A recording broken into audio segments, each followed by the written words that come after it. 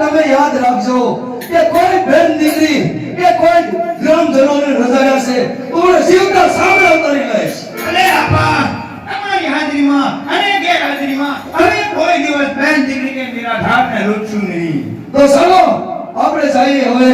જય સુરત દાદા. જય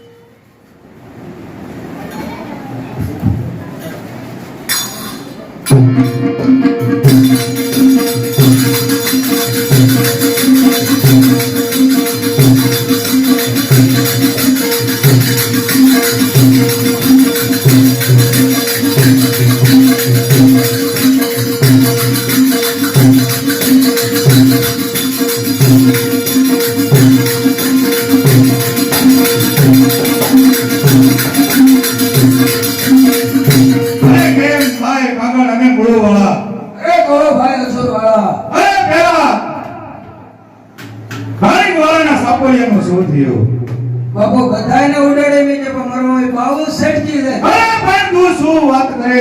આજે એ સાપલિયું અરે કાલે એ સિંહ થઈને મારી સામે ગર્જના કરે.